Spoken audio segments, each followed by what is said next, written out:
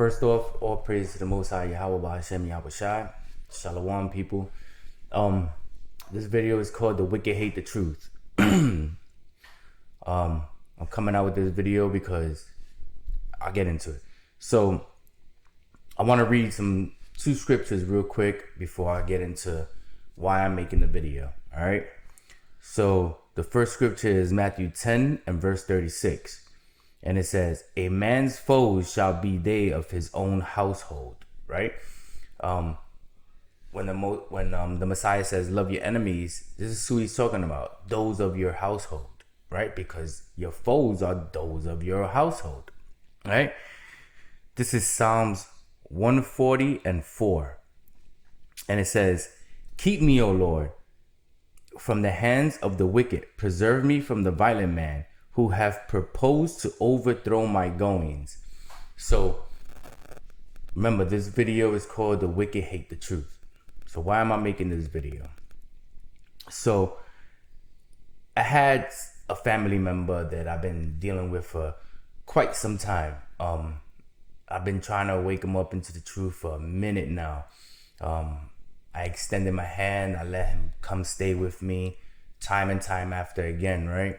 Every time he comes stay with me, I teach him a little bit here and there, not overwhelming him, but just a little bit here and there.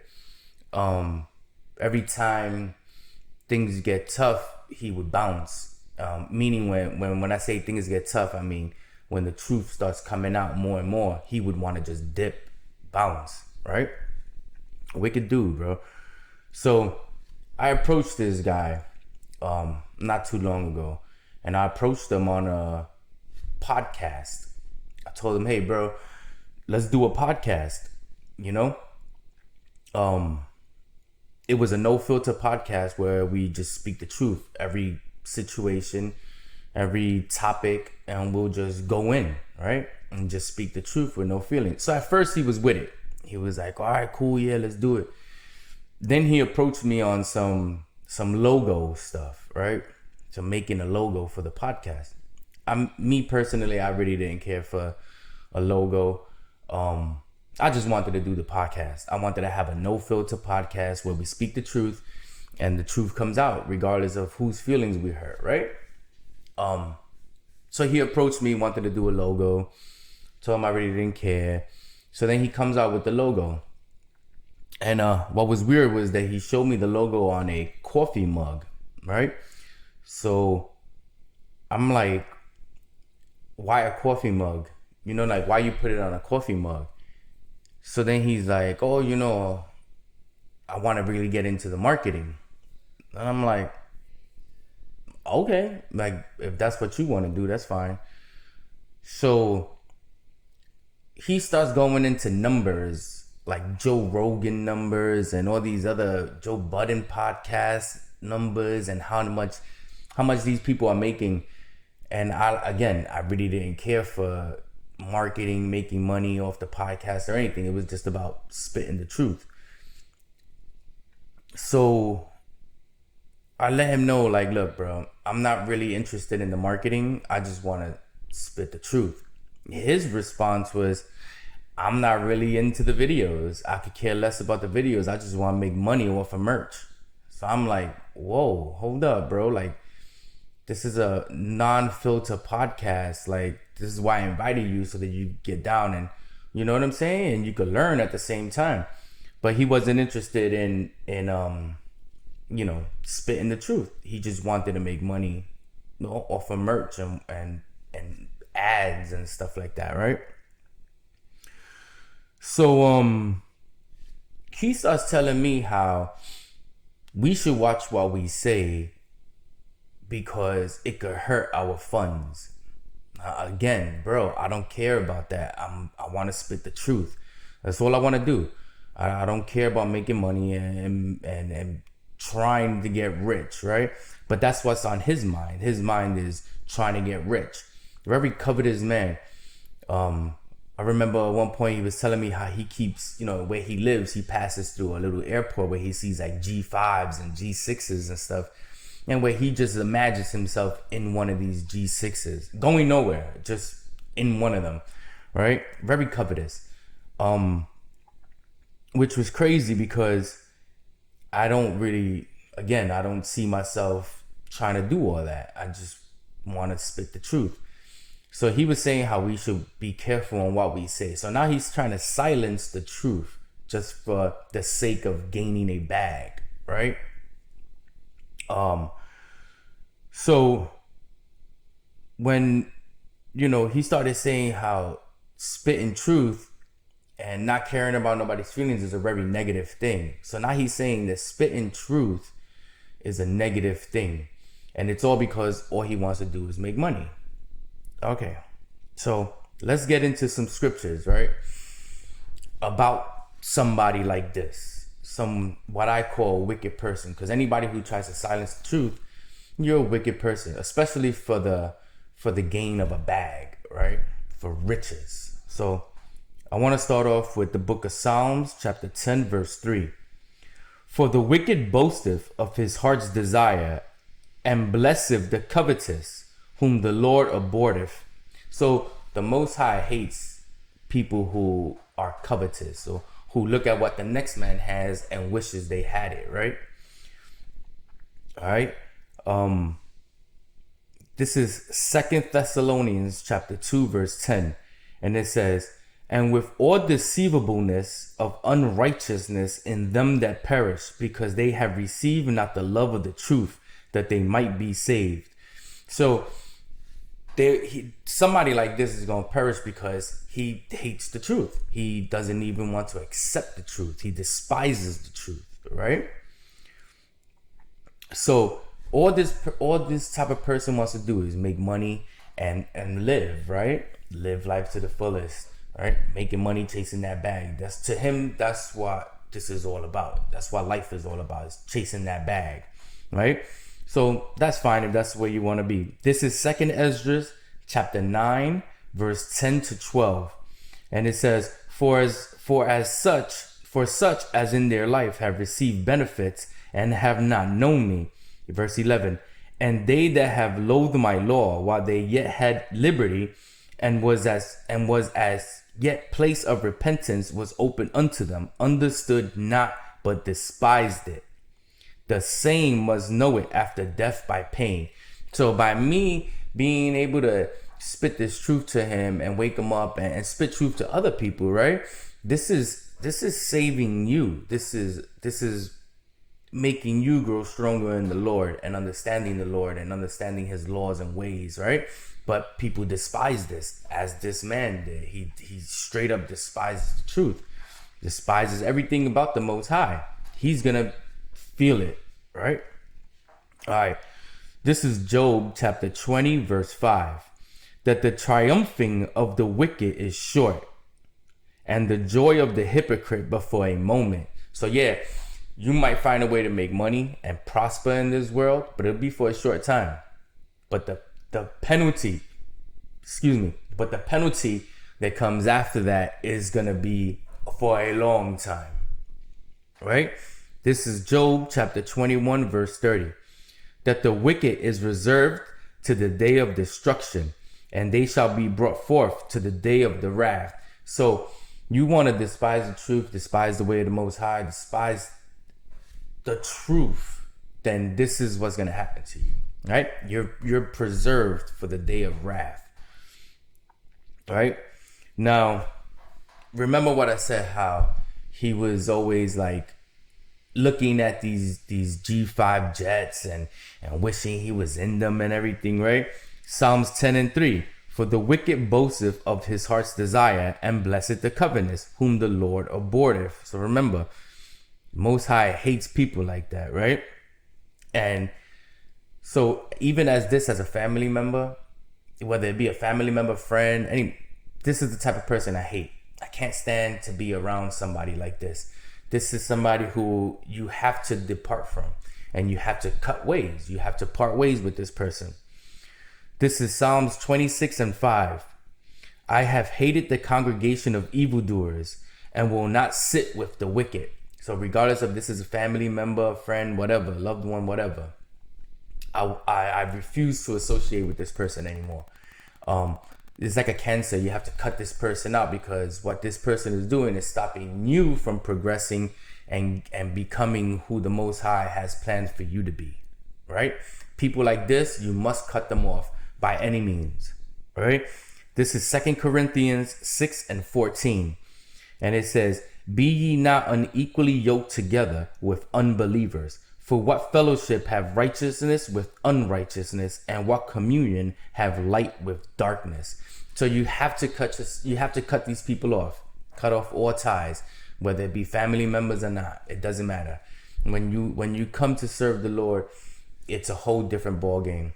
Your new family members and your new friends are those that are walking the same walk as you, right? And even some people that walk this walk is not all that's cracked up to be, because some of them are wicked too. But you know, that's something that comes within trial and error and testing your friends, right? So this is Psalms 37 verse 16. So before I read this verse, let me just say that, you know, somebody like him, he wants to prosper off of a podcast and willing to silence himself just to try to make money. Me, I'm happy with a 9-to-5, right? I'm not happy, but I'm content as long as I could provide for my family, put a roof over their head, put food in their stomach, clothes on their backs, give them what they want, right? I'm content. I don't need to go out there and silence the truth just for riches. I don't need to do that, right? This is Psalms 37 verse 16. A little that a righteous man hath is better than the riches of many wicked. So again, it's being content with being able to take care of your family, and that's it. Like the Messiah said, the Most High provides what is sufficient for you, right? So like I said, the wicked will have to pay for their actions and their being, right? This is Jeremiah 23:19. Behold, a whirlwind of the Lord is gone forth in fury, even a grievous whirlwind. It shall fall grievously upon the head of the wicked. Y'all gonna pay. This is 2 Peter 3:17. Ye therefore, beloved, seeing ye know these things before, beware, lest ye also, being led away with the error of the wicked, fall from your own steadfastness. This is why anybody who's next to you and is a wicked person trying to convince you not to speak the truth, get away from that person. Because if not, you're going to fall into the same trap, and then you're going to stray away from the truth and not want to speak the truth. So stay away from people like that, regardless if it's family member or not, right? This is 1 Corinthians 5:11 and 13.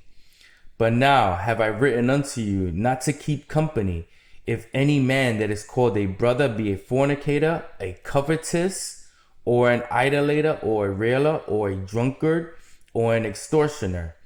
Now, let me pause right there real quick, because the drunkard. There's been many times where me and this guy have gotten into it, and he'll text me drunk and straight disrespect, right? But me, as a loving person, I continue to talk to him because I know he's drunk, right? So I continue to talk to him, continue to, you know, try to elevate him and put knowledge into him and speak truth to him, right? But he's just such a wicked dude that he doesn't even see how after all his wickedness that he showed towards me, I still was there for him and still willing to be there for him, right?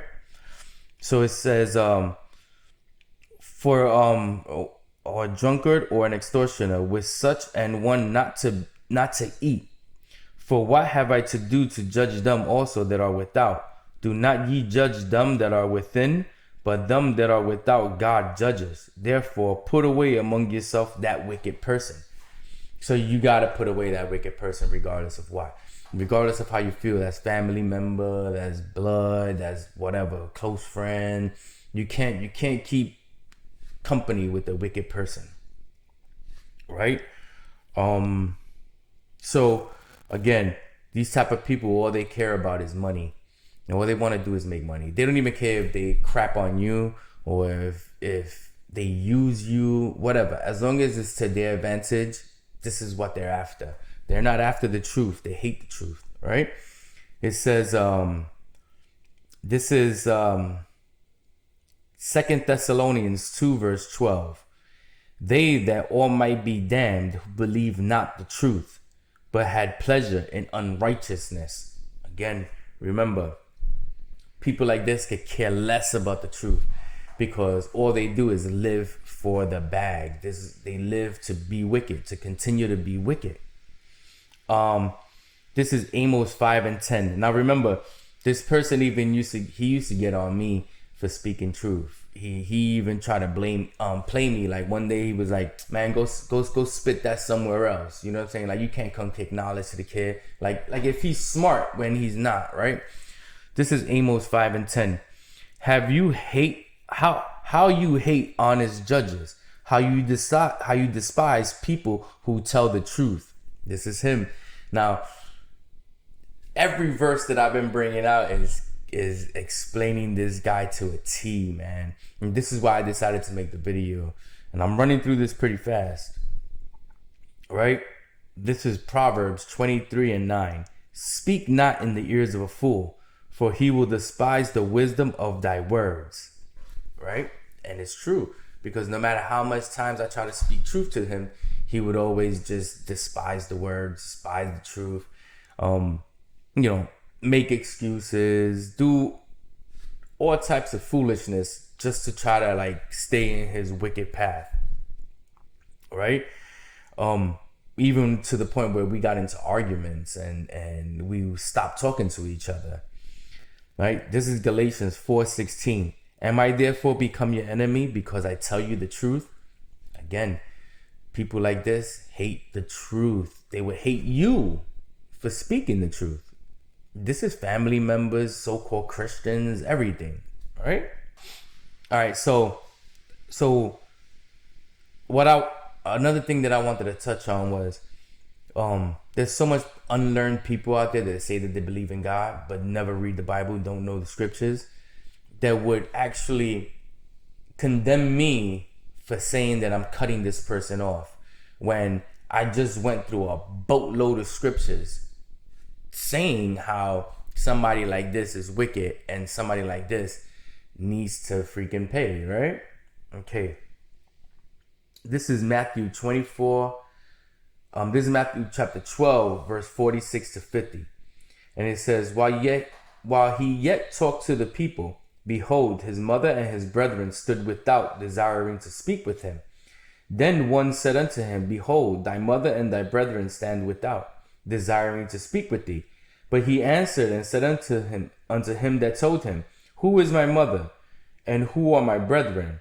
And he stretched forth his hand towards his disciple and said, behold, my mother and my brethren. For whosoever shall do the will of the Father, of my Father which is in heaven, the same is my brother, sister, and mother.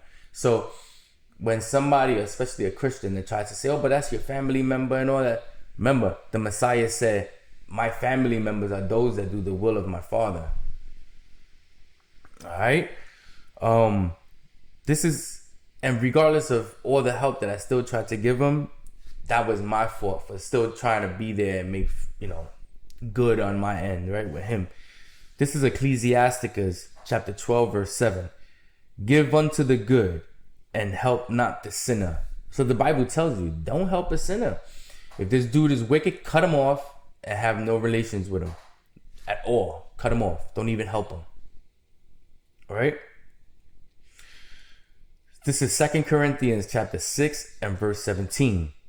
Wherefore come out from among them, and be ye separate, saith the Lord, and touch not the unclean thing, and I will receive you. So you got to cut them off. You got to get rid of them. The separation is a must between the wicked or the righteous and the unrighteous. It's a must. You can't play both sides of the table. You can't be righteous and then walking with the wicked. You know what I'm saying? Like, you can't do that. If you're walking with the wicked, it's to convert them and to teach them the truth. You understand? You can't fall into their ways. All right? So with that, I just want to say it was a quick lesson. And I just wanted to say, stay away from wicked people, man. And everything that I said here, it should allow you to identify a wicked person.